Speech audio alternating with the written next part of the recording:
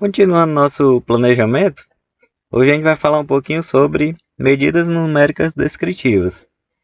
Que medidas são essas? O que elas interferem, né, em uma pesquisa?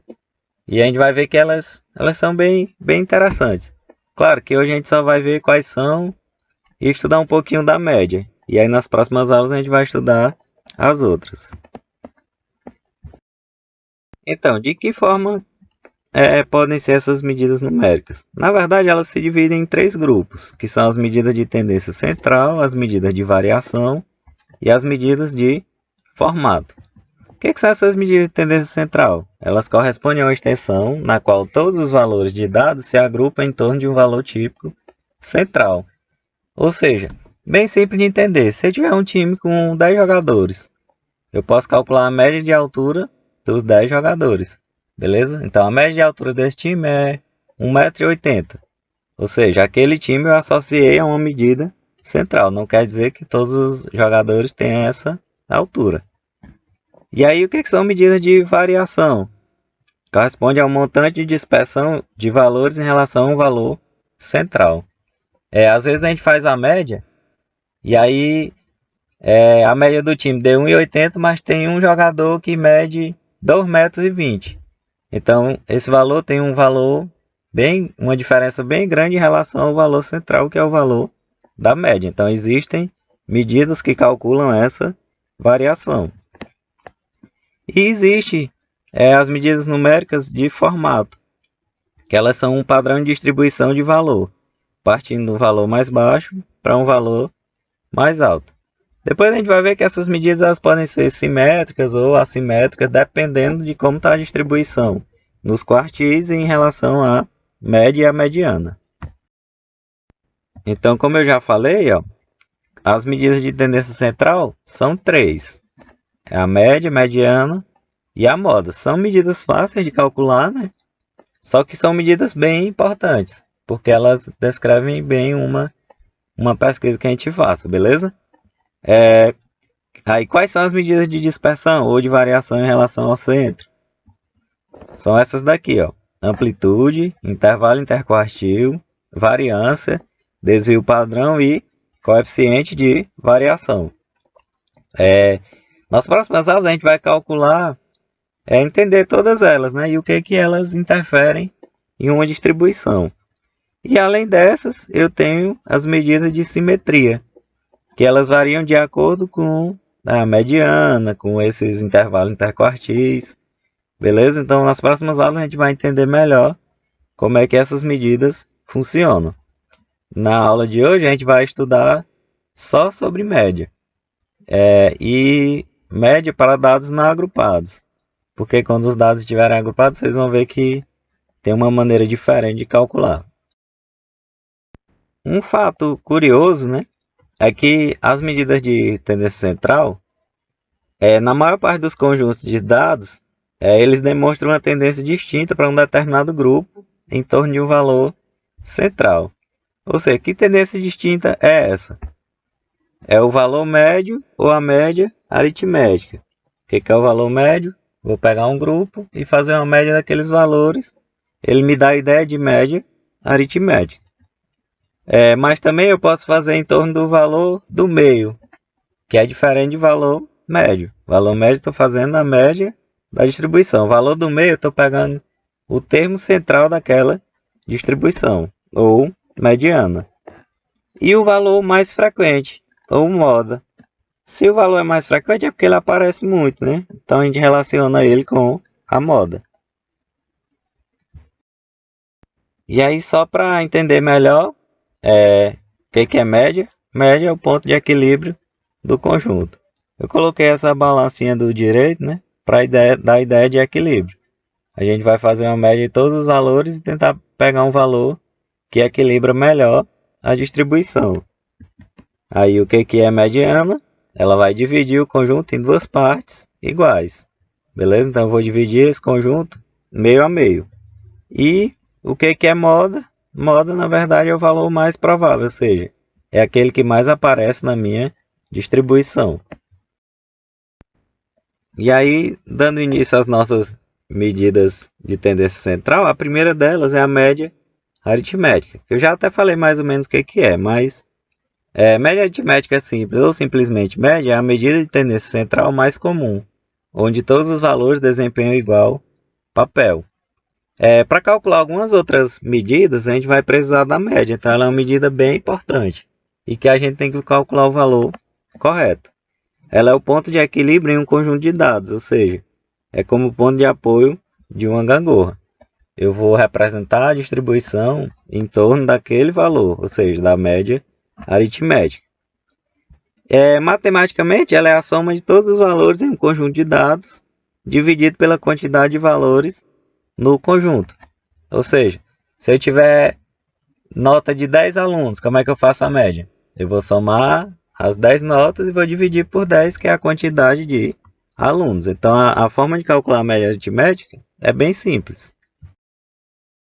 Só para representar matematicamente uma expressão para o cálculo da média, vamos imaginar o seguinte.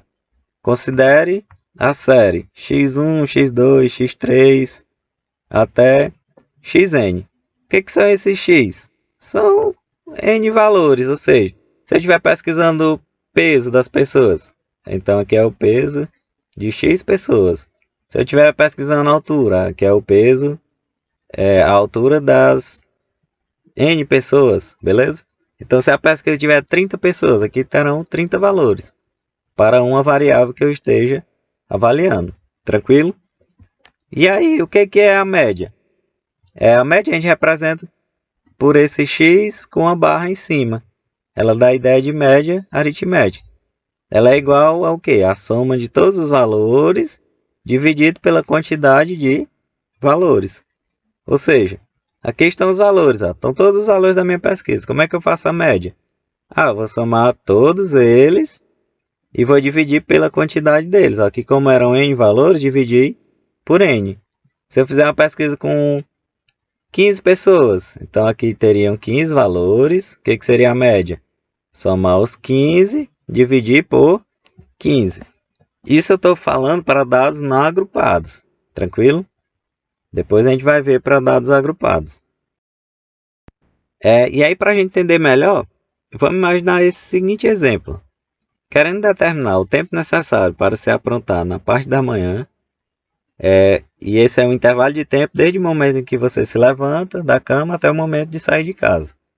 Você seria capaz de planejar melhor sua manhã.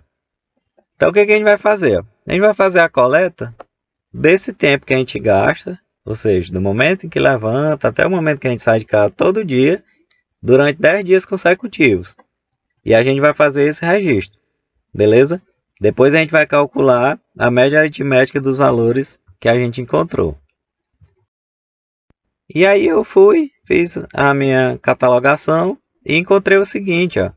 Aqui estão os 10 dias e o tempo em minuto em cada dia. Por exemplo, no dia 1º gastei 39 dias, no dia 2, no dia 1º gastei 39 minutos, no dia 2 gastei 29, no dia 10 gastei 35 minutos. Então, como é que eu faço para encontrar a média aritmética? Bem simples. Eu vou somar todos os valores que eu encontrei e vou dividir por quanto? Pela quantidade de valores da minha pesquisa. Então, se foram 10 dias, eu vou somar 39 mais 29 mais 43 mais 52 até chegar no 35. E vou dividir por quanto? Por 10. Por quê? Porque foram 10 dias que eu fiz a minha pesquisa. Então, quanto dá essa soma? Essa soma toda, se a gente fizer, dá 396. 396 dividido por 10. Logo, a nossa média dá 39,6. Ou seja, em média, durante 10 dias, eu demoro 39,6 minutos para sair de casa. Desde o momento em que eu acordo. Tranquilo? Aí a gente precisa se atentar só a um aspecto, né? Que aspecto é esse? Uma vez que todos os valores desempenham igual papel, uma média aritmética é fortemente afetada por qualquer valor que seja significativamente diferente dos outros. Que valor é esse? Por exemplo, se eu pegar a média de vitória dos times no Brasil, né? A porcentagem de vitória de cada time. Sei lá, está em média 40%. Aí eu vou e pego a média de vitórias do Flamengo no ano passado. 85% a porcentagem de vitórias. Perceba que a distorção está muito grande em relação aos outros times pesquisados. Então, quando isso acontece, a gente deve evitar usar a média como uma medida de tendência central. Por quê? Porque tem um valor que está bem distorcido dos outros valores. E aí, para finalizar, né, vamos fazer mais esse probleminha. Ó. Quanto pesa um técnico de futebol se a média de peso de 11 jogadores é 65,5 kg? E se incluir o técnico, ela sobe meio quilo. E aí tem as alternativas aqui. Então, primeiro, como é que a gente vai fazer? Ó? Se tivesse só os 11 jogadores, como é que a gente calcularia a média? Ia somar o peso dos 11 jogadores e dividir por 11. E essa média dá quanto? Ele já me deu na questão, 65,5. Beleza. Esse 11 que está dividindo, ele pode passar multiplicando, né? Nessa equação. 65,5 vezes 11. Tá aqui, 65,5 vezes 11. Esse valor dá 720,5. Então, na verdade, ó, a soma dos pesos dos 11 jogadores dá isso. Aí, beleza, o que a questão diz? Ó? Se eu incluir o técnico, ela vai subir meio quilo. Ou seja, se eu somar esses 11 jogadores mais o peso do técnico, essa média que era 65,5 vai para quanto? Vai para 66. Detalhe, agora não são 11 jogadores. São 11 jogadores mais um técnico. Então são 12 pessoas. Logo a média é a soma dos 12 dividido por 12, que dá igual a 66. Por quê? Porque aumentou meio quilo em relação à média anterior. Aí de novo, ó, esse 12 ele pode vir multiplicando o 66, que é o produto dos meios pelo produto dos extremos. Ou seja, essa soma vai ser igual a 66 vezes 12, que dá quanto? 792.